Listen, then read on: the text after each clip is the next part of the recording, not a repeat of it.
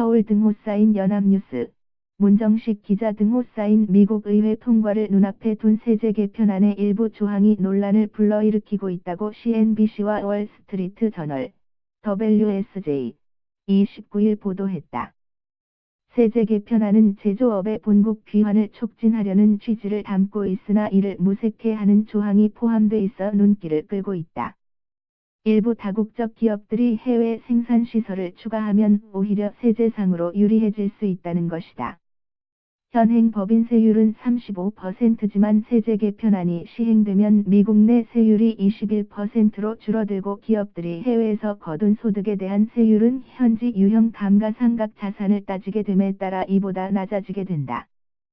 CNBC에 따르면 해외에서 소득이 발생한 기업들의 소득의 일정 부분에 대한 비과세 혜택을 합리적 한도까지 부여하고 나머지 소득의 절반에 대해서는 모기업에 적용되는 세율로 과세토록 한 규정이 당장 도마 위에 올랐다.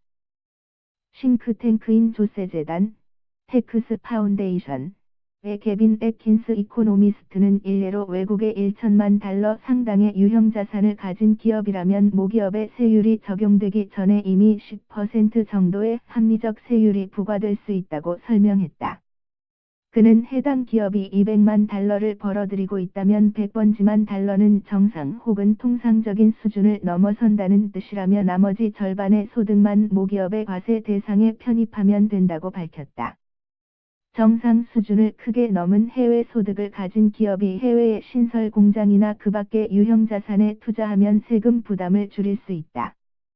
유형 상각 자산이 늘어나면서 세율이 낮아지기 때문이다. 이론상으로 보면 해외의 유형 자산이 늘어날수록 해외 소득에 대한 세금은 낮아지는 법이다. 그러나 실제로는 미국의 사업 기반을 두고 있는 것이 훨씬 유리해 섣불리 호불호를 단정하기는 어렵다는 것이 전문가들의 의견이다.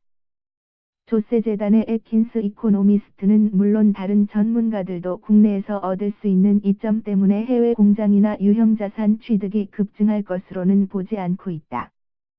피터슨 연구소의 게이 허프바워 선임 연구원은 기업들이 세제 개혁안을 놓고 비명을 지르는 것은 아니며 오히려 낮아진 법인세율을 반기고 있다고 지적했다.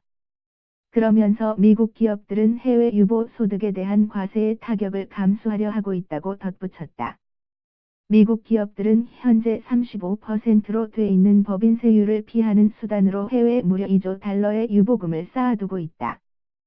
세율이 인하되면 애플과 오라클을 비롯한 이트 대기업들이나 제약회사들은 본국 송금 시 한시적으로 15.5%의 세율을 적용받게 된다. 세제 개혁안은 해외의 무형 자산도 과세 항목으로 삼고 있다. 미국 기업들이 라이선스와 지재권을 본국에 귀속토록 하려는 목적에서 도입된 것이다. 애킨스 이코노미스트는 주정부와 지자체가 매기는 법인세를 포함하면 미국의 전체 법인세율은 25% 정도로 많은 다른 나라보다 경쟁력이 있다고 말했다. 그는 미국의 경제협력개발기구 OECD 법인세율 순위에서 13위로 내려갈 것이라며 이런 점에서 기업들이 해외 대거 공장을 늘리는 일은 없을 것으로 본다고 말했다.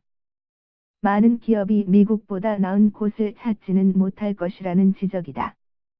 현재 프랑스는 법인세율 기준으로 세계 1위고 미국이 그 다음이며 벨기에가 바로 뒤따르고 있다. 하지만 프랑스나 벨기에 모두 감세를 추진하고 있어 독일과 일본이 선두로 올라설 것으로 전망된다.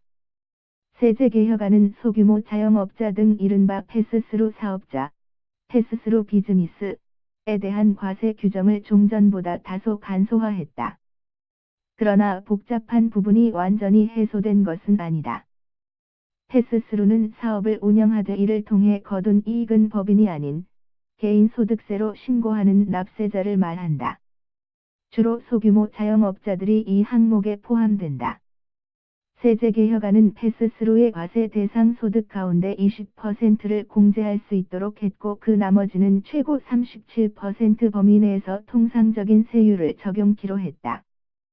최고 세율은 현행 39.6%에서 다소 낮아진 것이다. 연소득이 15만 7,500달러, 부부의 경우는 31만 5천 달러를 넘은 패스스루는 공제 혜택이 제한되고 독립적인 의사나 변호사, 컨설턴트와 같은 특정 서비스 사업 종사자들이 누리던 혜택은 단계적으로 폐지된다. 이들과 같은 고소득자들에 대해서는 공제액이 급여의 50% 혹은 급여의 25%의 사업상 보유한 적격 부동산 가치의 2.5%를 더한 것 가운데 하나를 넘지 못하도록 규정됐다. 월스트리트 저널은 신설된 적격 부동산 기준은 박 코커 상원의원과 같은 부동산 투자자들에게 유리하다는 이유로 비판을 받고 있다고 전했다. 코커 의원은 세제 개혁안 원안에 반대표를 던졌으나 최종안에는 찬성했다. 코커 의원은 최종안에 이 기준이 포함된 것은 자신과 무관하다고 주장했다. 케빈 브라운 하원 금융위원장은 패스스루 사업자들의 자본 투자를 늘릴 수 있기 때문에 이를 포함하는 것이 중요하다고 강조했다.